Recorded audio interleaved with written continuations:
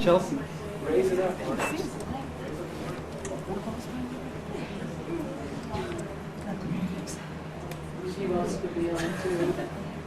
I have two poems to read tonight.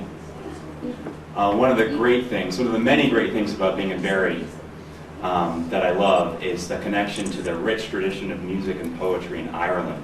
It's pretty cool to say that you have Irish blood behind you. Ireland is a wonderful country full of music and culture. For those of you who've been there, I'm sure you know this. And I thought it would be appropriate tonight if I read a poem by an Irish poet. His name is Seamus Heaney, and the poem was written when conflict between the Protestants and Catholics in Northern Ireland were at a very pitched frenzy, and it was sort of a plea for peace. And though this was written several years ago, after the catastrophe of September 11th, this poem began appearing all over New York City. And I still find it very powerful and resonates still today with what's going on an international level. And I thought that, given the 4th of July was yesterday, this would be an appropriate poem to think about and to hear tonight. And the poem is called The Cure at Troy. Human beings suffer. They torture one another. They get hurt and get hard. No poem or play or song can ever right a wrong inflicted and endured. The innocent in jails beat on their bars together. A hunger striker's father stands in the graveyard dumb. The police widow in veils faints at the funeral home. History says, don't hope on this side of the grave. But then, once in a lifetime, the longed-for tidal wave of justice can rise up, and hope and history rhyme. So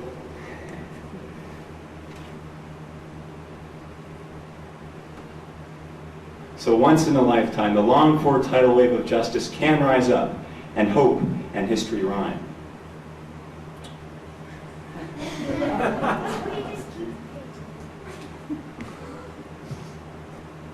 Okay, so hope for a great sea change on the far side of revenge. Believe that a further shore is reachable from here. Believe in miracles and cures and healing wells. Call miracle self-healing, that utter self-revealing double take of feeling. For if there's fire on the mountain or lightning and storm, and a God that speaks from the skies, it means that someone is listening to the outcry and the birth cry of new life at its term. It means that once in a lifetime, justice can rise up, and hope and history rhyme.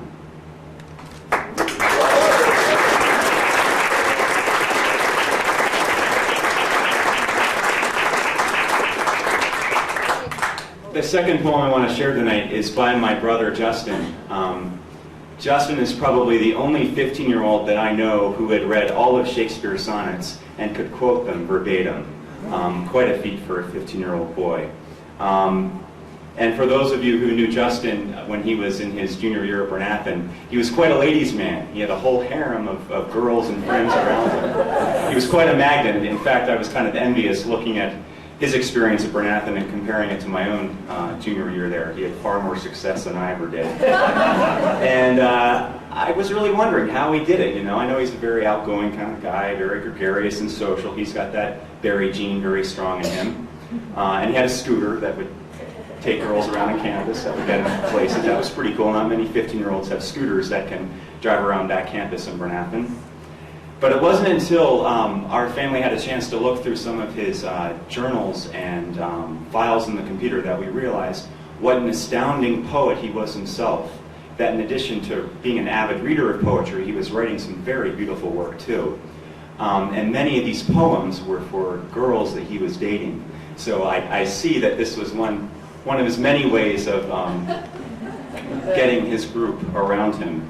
And the poem I'm going to read tonight is something he wrote for a girl that he dated. I believe this is the same girl, I won't name her because I'm sure some of you know her in this room, that Justin took on a date to a jazz club in Philadelphia. He got permission from the people in the dorm, I don't know how, to go down to Philadelphia. And took the SEPTA train downtown with this girl, and he had reservations at the club, and he went in there and they had dinner together. And Justin was dressed in a suit with a tie. He looked very official, and because of his arthrogryposis, he looked a little older than his 15 years.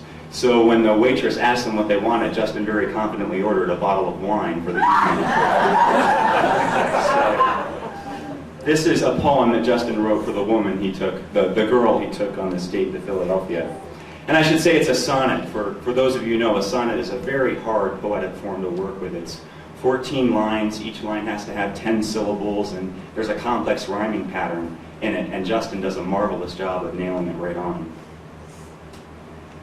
Oh, my love, why have you forgotten me? Why have you cast me off like a husk to the fire? I will forever love one, you, can't you see? You play with my heartstrings like a minstrel on his lyre. Damn this unreciprocated love, for it consumes my entire self. Absorbing me in thoughts of you, I minister to these wounds of the heart and assume that eventually you will see that my love is true. A dark cloud of despair is starting to envelop and surround my soul. When will the goddess of beauty learn to love? I ask for one drop of love from your heart, showing your infinite largesse. But even should I not receive this most wonderful gift, knowing that between you and I, in my heart, there is no rift. So thanks, Justin.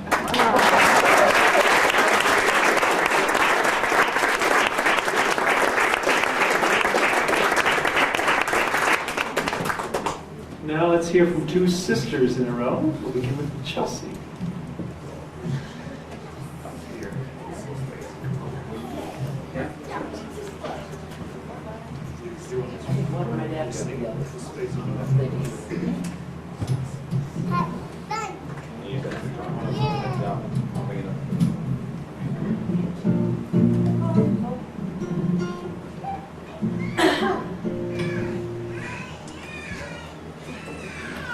We apologize for the many references to alcohol in this song.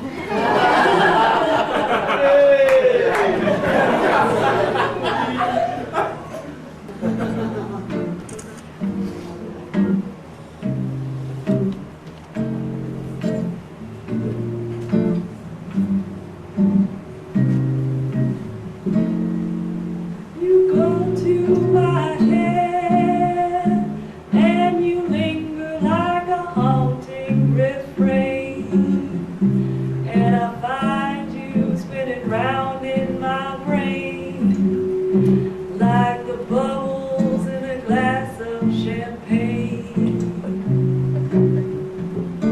You go to my head like a sip of sparkling burgundy brew, and I find the very mention of you like the kicker in a julep for two. The thrill of the thought that you might give a thought to me, please cast a spell over me. And I say to myself, get a hold of yourself. Can't you see that this never can be? You go to my head with a smile that makes my temperature rise like a summer with 1,000 Julys. You intoxicate my soul with your eyes. Though I'm certain that this heart of mine hasn't a ghost of a chance in this crazy romance. You go to my head. You go to my head. You go to my head.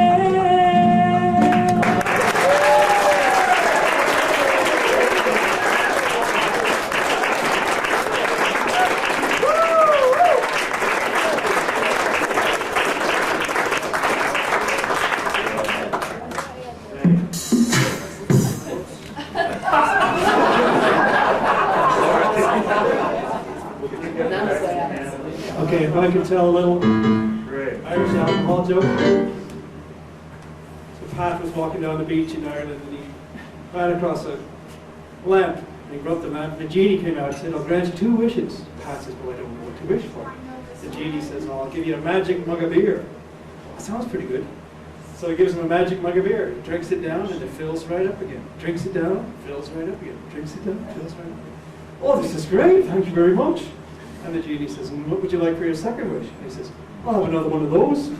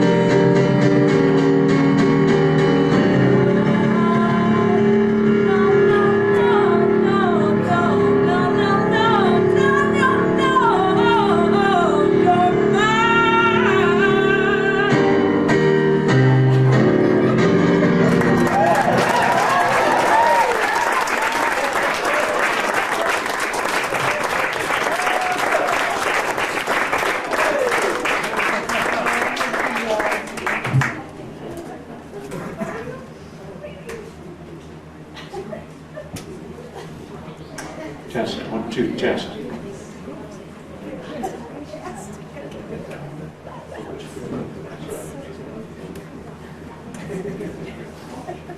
Okay. So with my sister's slideshow, it kind of set the stage actually. Barbara, you helped me out. I wrote 2 stories. Basically, they're focused on my dad, Jim Barry.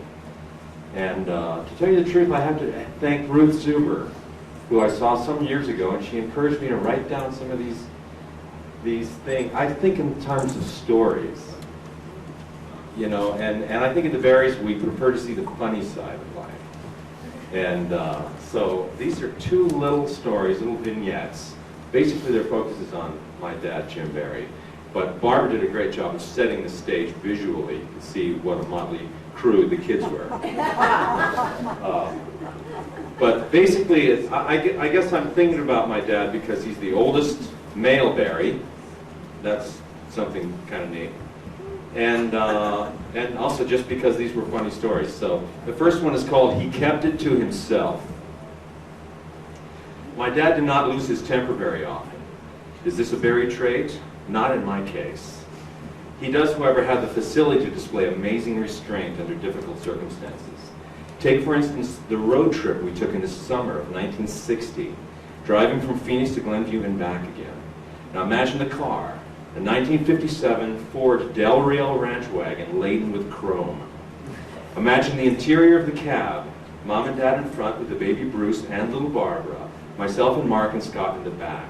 Now imagine my dad driving this crew along the endless stretches of highway between Flagstaff, Amarillo, St. Louis, and beyond. This was the same famous trip where we were caught in a flood in Topeka, with water lapping the floorboards the wagon kept going. This was also the same trip where my mom, after being wolfed upon by my baby brother Bruce, she removed her blouse while we were driving. Her undergarments were still on, and this innocent strip act was unnoticed by us in the car, but not by the toll taker on the Will Rogers Turnpike. When he took the toll, he had a look on his face of surprise, glee, and something like intoxication. During this adventure, I remember distinctly Dad somehow jamming his funny bone on a sharp protrusion in the front seat, shouting to himself in obvious pain all the while, driving this four-wheeled melee, probably on an empty stomach and no sleep. I was wide-eyed for sure, waiting for him to melt down or explode after he hit his elbow. Did he yell at us? No. Did he curse? No. Was he fuming? Yes, for a while. Miserable as he was at the moment, he kept it to himself. Another example, Dad owned a Shell station on a prominent corner in Phoenix. It was located on a road that served as a veritable open-air auto mall, surely the largest in the Southwest. At least a dozen retailers sold hundreds, if not thousands, of cars every month. Now this was the area you wanted to go if you wanted to buy a car in Arizona. Now there in the middle of it was Jim Barry, managing a mountain of work at this service station, devoted to his customers at a steady pace. And there was his staff, a worthy mechanic, Howard, who assisted him, my mom, and Mark, who helped with the accounting, my long-haired and unshaven self, pumping gas occasionally, my benevolent sister also helped with the gas. This was also, and also my brother Scott helped. Now, Mark told me a little subchapter in here. Scott also has a rather infamous little side note here, and that is that one time he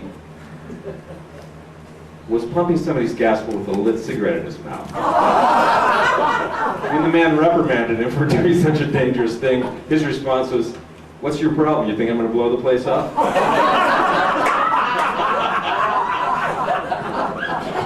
This was the summer that my sister Barbara and I were reading the autobiography of Malcolm X. Now the book made us feel bitter at the injustice in our society. Now the next thing that happened was a large, white, big neck man came with a big American car, rolled into the gas station. He stopped in front of the pumps. He looked toward the office impatiently. He did not get out. This surely was a signal that he wanted me to put my feet down, close my book, and nicely ask what I could do for him. I sauntered over to the driver's window. "Fill my tires with air." I looked at this man and I said, "Fill your own tires with air." I walked away, proud of myself for standing up to our wicked society. He drove away. After a short interval, my dad appeared at the office. He looked at me intently, and he stated in an even voice that man was his largest account. That was all he said. I felt at once terrible and amazed that I did not get a royal chewing out. His restraint was almost superhuman.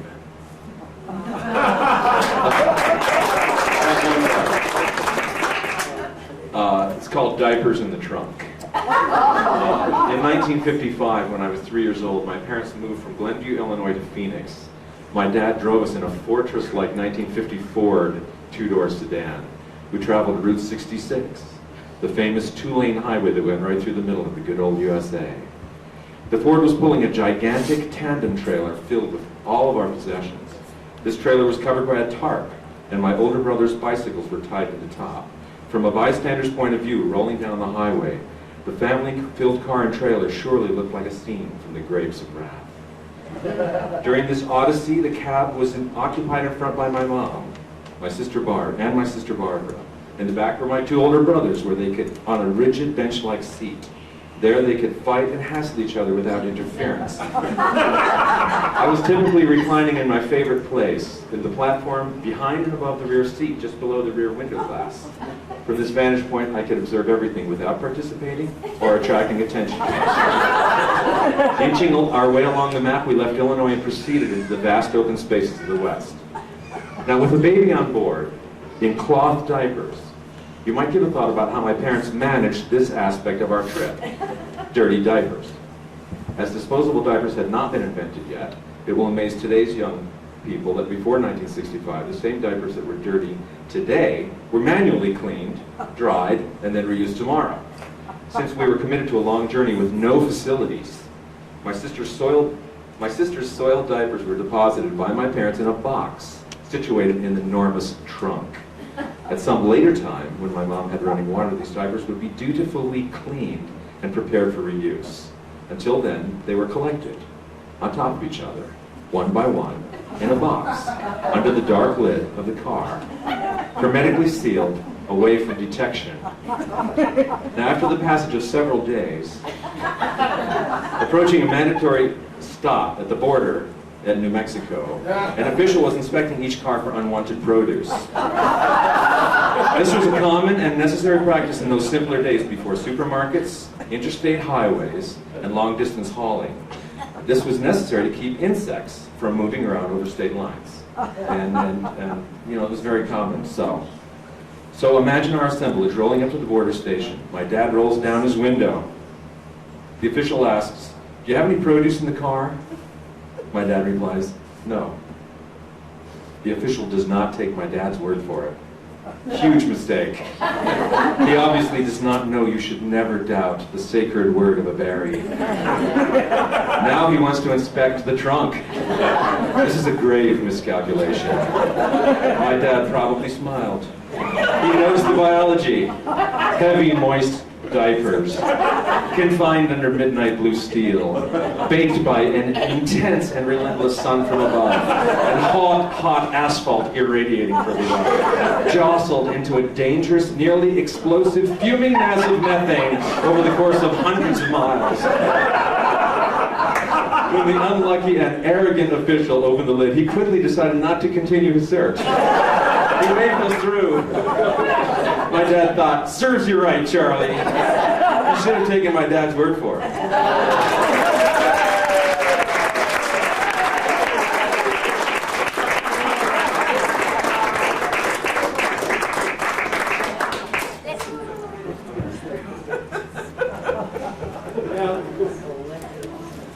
We now have two rather unusual acts in a row. First by Owen.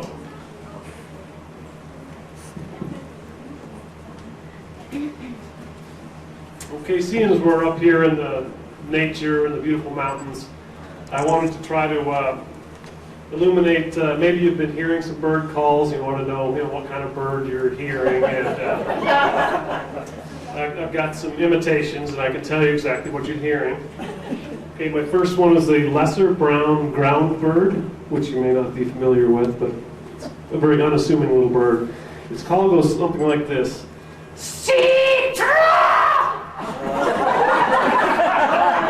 You will instantly recognize it if you ever hear it. Next is Smith's drab sparrow. Listen for the call.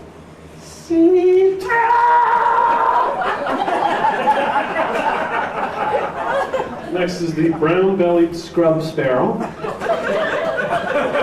But it's hard to miss.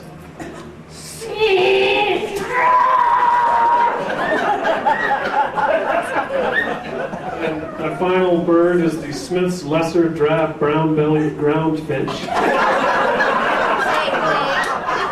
Can't miss it. You may hear him, lonely calling to his mate off in the distance.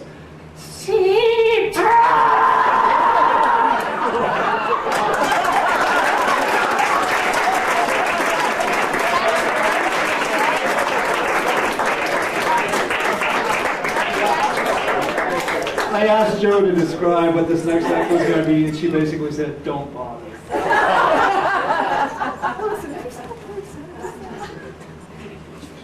I'm just a pawn in this game. Audience participation meeting. Audience participation. Can you hear me? Okay. When I was a child, there was a television show on. It was a game show called Name That Tune. And they used to have some contestants come up on stage, and then a band or something would play a number. And as soon as the contestant got what the tune was, you know, hopefully within 2 or 3 notes, they would run up and ring a bell and ring a big prize. So, we're going to do our own version of Name That Tune tonight. We're going to do 3 or 4 very simple selections, and it will be up to you to figure out what we're trying to do. Jim, please prepare the instrument. Number 1.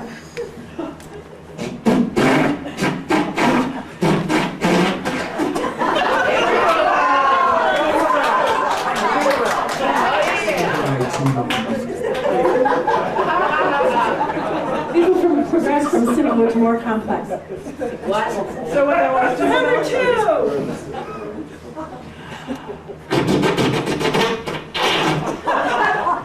You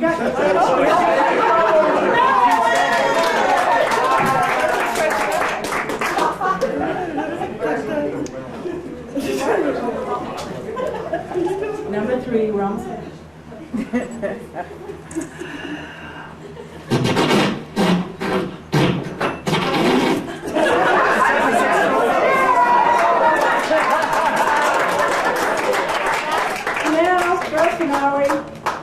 Anybody who can guess this next one, here's the prize. They get $1. Ready? Led Zeppelin. Flight of the Bumblebee. Flight of Bumblebee.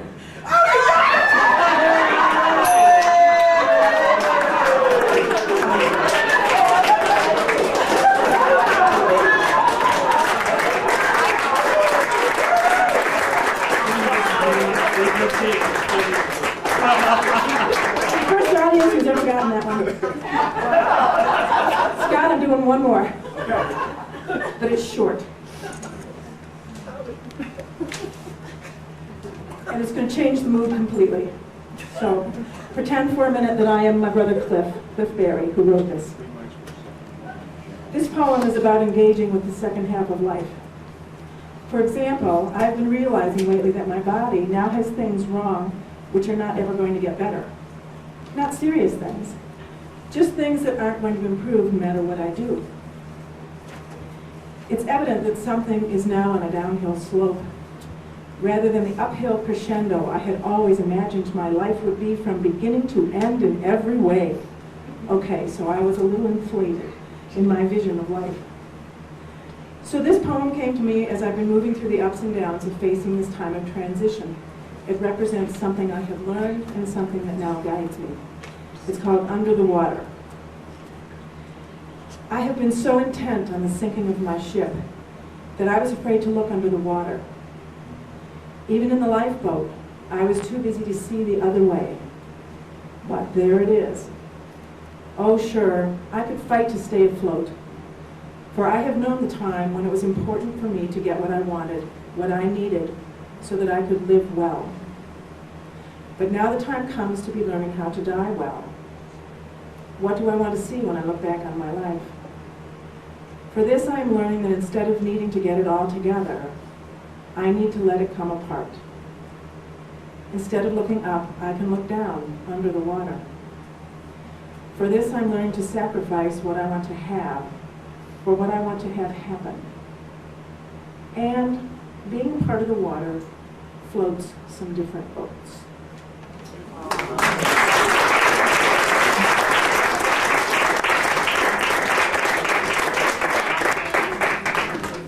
The grand finale.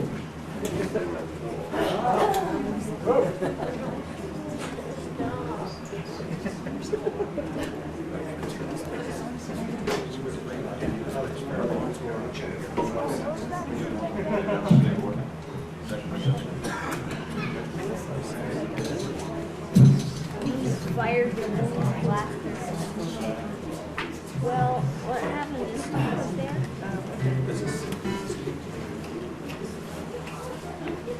Oh, I'm sorry. I thought you were speaking.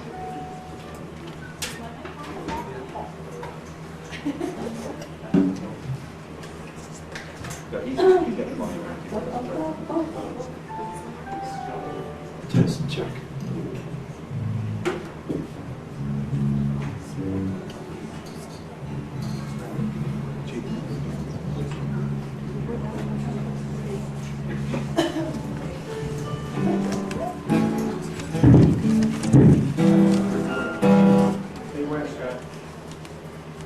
Well, I'm just going to introduce anyway the song, and then as we're getting it together. Love is our very life, and love always inspires me to write songs. I wrote this song 3 weeks ago, and I'm just so excited about having the Roses up here with us. The Rose and Barry. Let's call ourselves Rosebud. This is a love song for my true beloved. And I'd like to thank my brother Mark for doing the engineering services tonight. Let's give him a hand.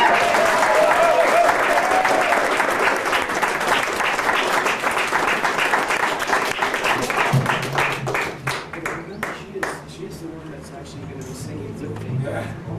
Okay. You got another mic over there. She had 3 voices. Oh. Okay, let's shift down there.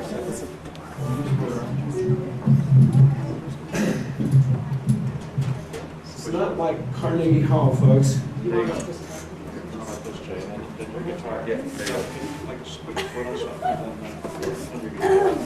I understand Crosby, Stills, and Nash started this way.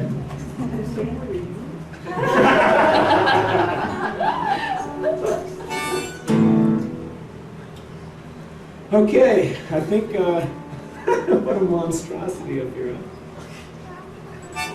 Okay, you got the, okay, you ready, Mark? Yeah. 1, 2, 3, 4.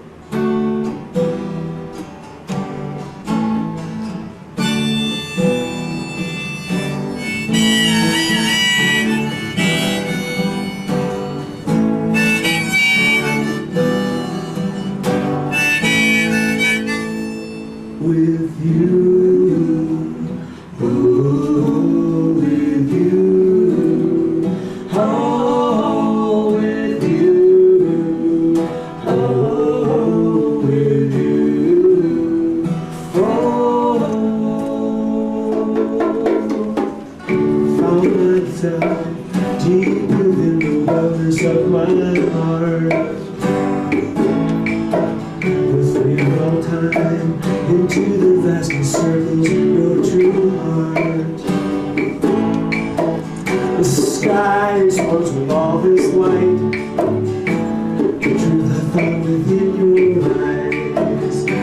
Let's laugh and love in this as I fly away with you. Oh, with you. Oh, with you. Oh, with you. Oh, chirping birds know the melody's supposed to be. They sing of love, the deepest love between you and me. They meet the morning with this song. They seem to sing it all day long. I meet the morning with this song as I fly away with you. Oh, with you. Oh, with you. Oh, with you. Oh.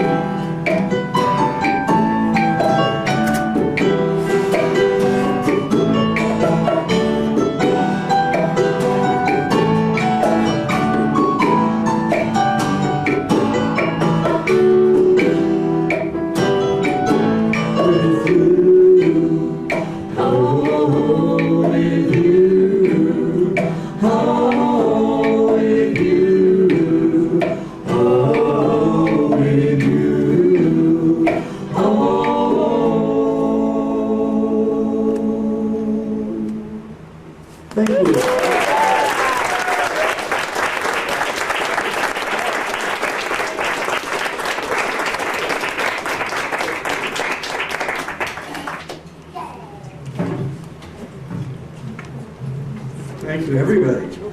Thank you, Jim. Big round of applause, everybody.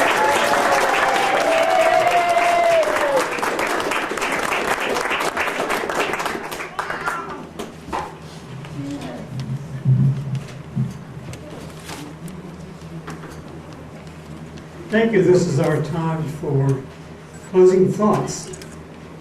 And what I'd like to do is to invite people to come up to the microphone so we can all hear you. And I'd also like you to say your name, because I'm embarrassed to say I still don't know everybody's name here, and there may be other people in the same boat. My name is Frank, and I'm related to Louise. Closely related to Louise.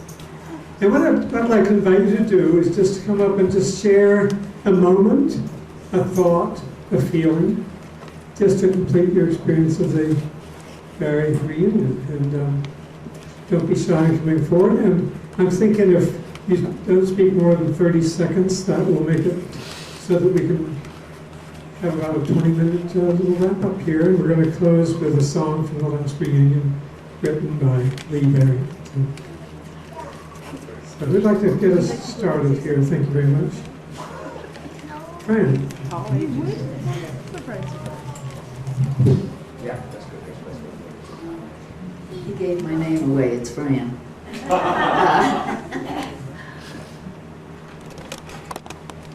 I've just enjoyed so much being in the kitchen because you all came in sooner or later. And you all helped endlessly. That was just a marvelous experience. And I loved sitting out and watching you all eat and talk. And I would stand in the kitchen and hear all these different voices and think, oh, that sounds just like Jim. That sounds just like John. And that's Grandpa's voice. And it's not Grandpa, but it's Grandpa's voice. And I want to tell you that Robin and Tony are heartbroken not to be here. And they send you all of their love, as do I. Thank you.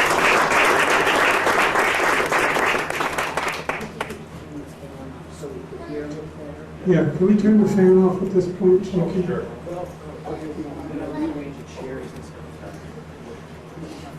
Please don't be shy. One of the... Thank you. Shy, very. Wow. That's not a contradiction. I'm Alana, and I just feel really happy to be with such a vital group of people that has such a great sense of humor. I love hearing the old stories, and I just get a real kick out of being with everybody.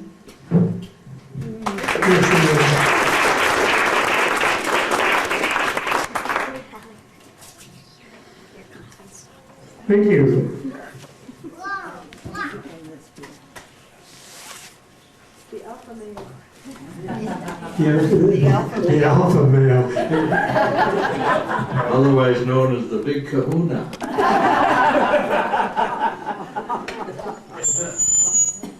I want to thank everyone for being here. It's so grand to be in your midst. A few years ago, a noted author by the name of Smiley Blanton, unusual name for an author, wrote a work entitled Lover Perish. And if you were the reader of that book, you would find in its pages a little statement that says, "He who has many friends has not one to lose." I want you all to promise me something. Take care of yourselves. Take care of each and every one of you, each other and your children. We want to meet again someday, okay? Great. Thank you.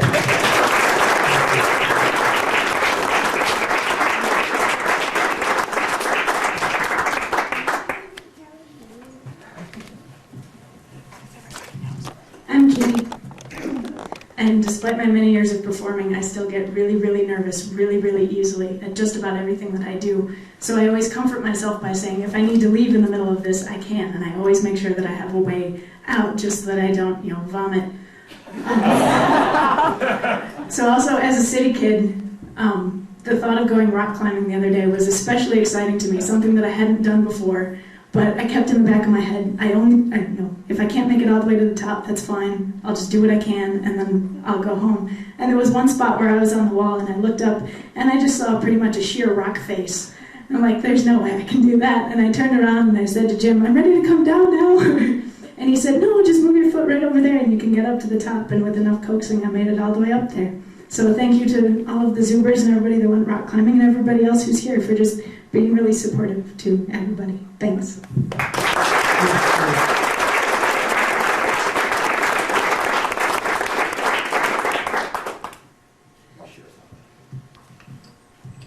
It's funny, getting away for a reunion is a little bit of a sacrifice. All of us have busy lives, and you kind of wonder, well, can I really tear myself away? Is it really going to be worth it? And it's cost a lot of money to get here, and it's a lot of time, and I'm using my vacation time. Even though I was organizing a reunion, I had those feelings. It's really a struggle. I've got projects going on and things happening, and I came in early on Sunday, and my brother Carrie's family came in on Monday, and on Tuesday night my brother Phil's family rolled in, and we sat out on the patio of one of the cabins there, about 20 of us in a big circle, and started to tell stories. And it was almost magical as we began to share stories of our childhood.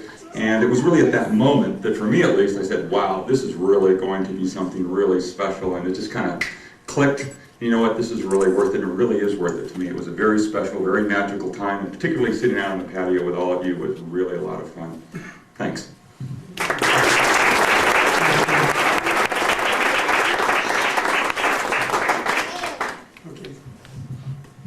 I'm Ren, and my favorite thing about this reunion is when I got to play with my cousins, because usually I don't get to play with them for 4 days.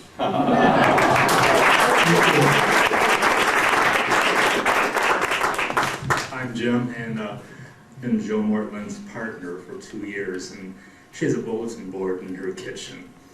There's a lot of pictures on it, and I've seen pictures of some of you. I've heard stories about some of you.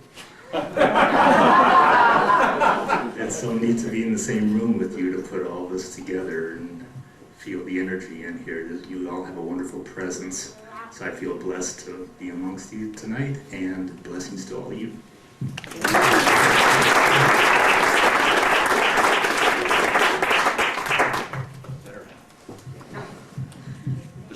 The shorter half. I just wanted to say Holly Zuber. Just wanted to say that the day that I became part of this clan was probably the best day of my life, and it's only gotten better throughout the years. Just wanted to say thank you again to everybody who made this reunion possible. I mean, it is just such an awesome thing to have all these families together. It's like having little mini reunions amongst the big reunion. So not only do we get to see our whole big clan, but we get to have little mini reunions with all of our loved ones. So I just wanted to say thank you again for everything.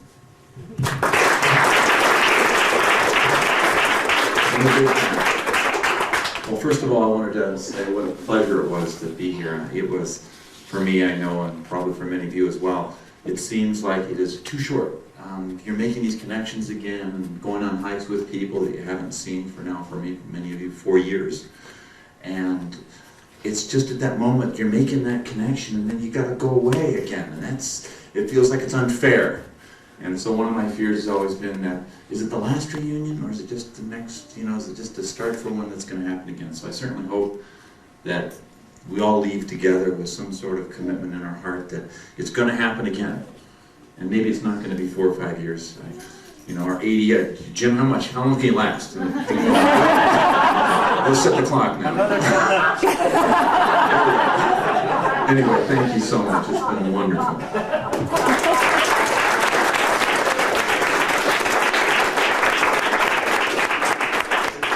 I don't know if you heard what Jim said. How long can you last? He said another 4 minutes.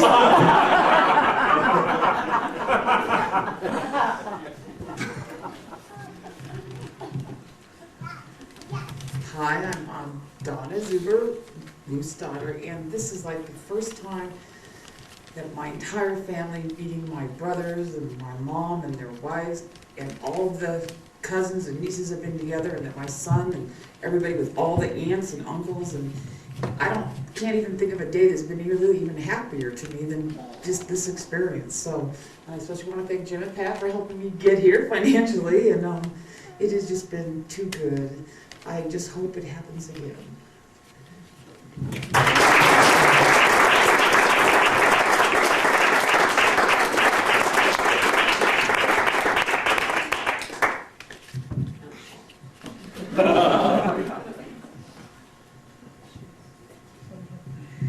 Well, it's been a great one, hasn't it? And I have, oh yeah, what's my name? Well, I'll see if I can remember. My name is Ruth Zuber, and I started out as Barry, though. It's been a great reunion, and I especially this time have new hope for the future. You know how,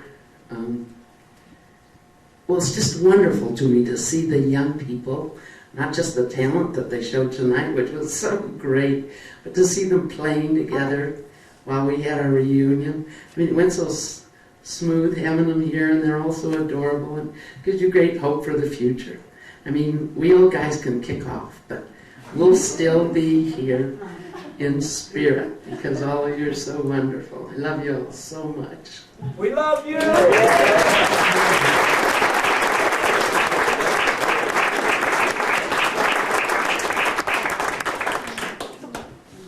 Now, we don't need to hear from everybody, but we need to hear from everybody who would like to share.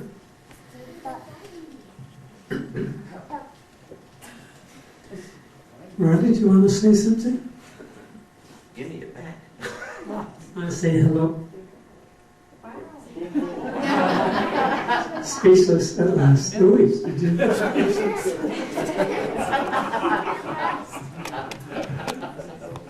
Well, I've experienced it twice now, and I know for sure that nothing makes me happier than to be with the family. I just feel so fulfilled. There's an empty place inside me that fills up when I see the family. It's a thrill for me just to see you walking down the road. It just fills my heart to overflowing. So I love you, and I'm hoping that we'll have another reunion soon. It might be in the Midwest so that people wouldn't have to travel so far. In the winter. Some people wouldn't have to travel so far. Chicago winter. What? In the winter. Yeah, in the winter. Oh yeah, right. Winter in Chicago? Are you kidding? Like a wind off the lake? Minnesota's good in the winter. Okay, we'll have to think about that and get some interested people working on that. So I absolutely love you all. I wish you every blessing.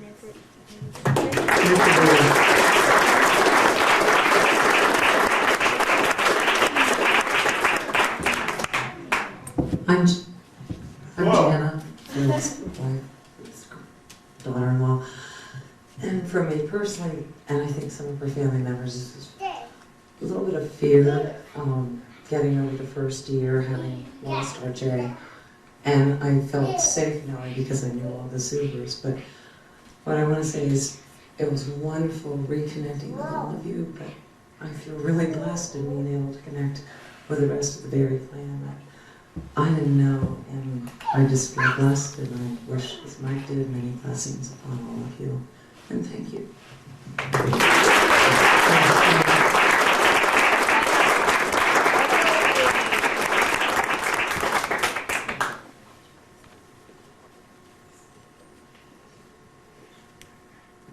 I'm thinking there's going to be 3 more shares, and I don't know who they are.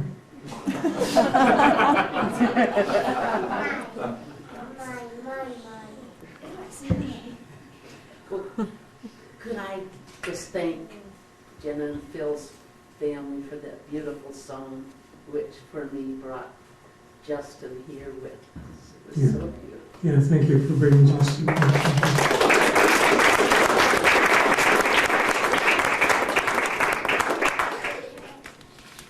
So who are these 3 people? Here's one.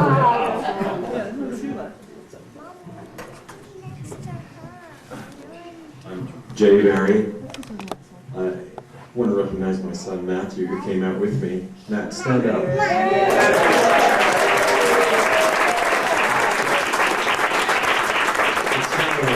father-son odyssey, I'm gonna want to extend great love and wishes from my wife Barbara, my oldest daughter Noelle, who's 23, Colleen, who's 22, just turned 22 on July 2nd, Renee, who is 11, and Diana, who is 10. And you know, when we came to the conclusion that Matt and I would come out and represent our family at the reunion, Barbara said, yes, that's cool, you know, father and son, that's really good. Every day I've called her, you know, since we've been gone, she's really upset that she's not here. And so it's kind of heartbreaking, you know, turning on that phone and saying, Barb, we're here, you know, tonight's the talent show, you know, the food is great, you know. Yeah. So Barbara is sad, but she's also here with us. But the last note is that Scott said to me, hey, we should take on those Zuber guys in volleyball. I said, Scott, you really looked at those guys, man. They're in great shape. I said, we should take on some other Zubers like Fran and Ann and Louise. We should take them on volleyball.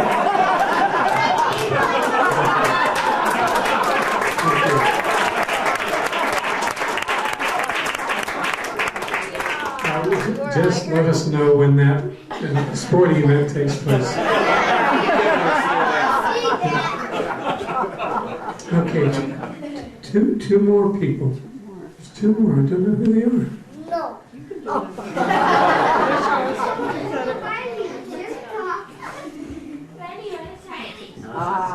Yeah. Scott, Barry.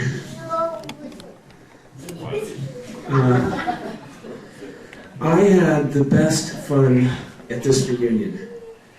Everybody that's here was meant to be here, and the people, unfortunately, that didn't show up, our love goes to them, but they just weren't meant to be here. And it was so incredibly close and intimate, wasn't it? Yeah. Oh, thank you so much for coming and sharing. I decided this year that I was going to talk to a lot of people that I didn't talk to at the last reunion. So I made an attempt to just go and talk to as many people as possible that I didn't know all that well. To me, it was really great.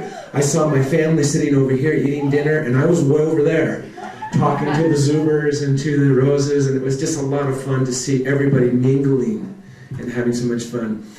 I just want to leave you this one message a buddy of mine left me, and I hung it on my wall. It says, in all that we do, say, or think, we're either moving towards love or away from love.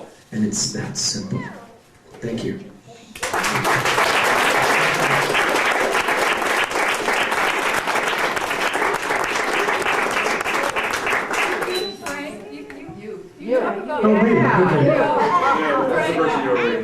I'm waiting for myself. Frank, Flores, how do you feel about these two reunions and then leaving?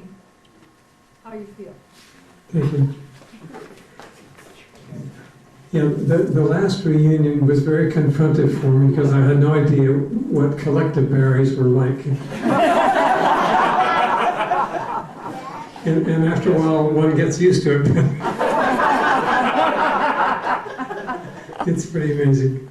And this reunion has been very special to me. And I think an important moment to me was when we began by acknowledging Brother John and Justin and various other people who have, and Gwen, yes, and people who preceded, and Don Zuber, yeah. And that just felt right to me, that we should acknowledge those people. And there have been so many precious moments, just little moments, and also a lot of feeling of people I didn't make a connection with, and just wishing there was more. So that's nice. I guess that's the secret of good reunion, that you go by wishing there was more. So it's been a great treat for me, and very special since I just retired as a pastor. It was hard to let go of that. But one of the things that made it easier was knowing that I'd be coming here and enjoying this time.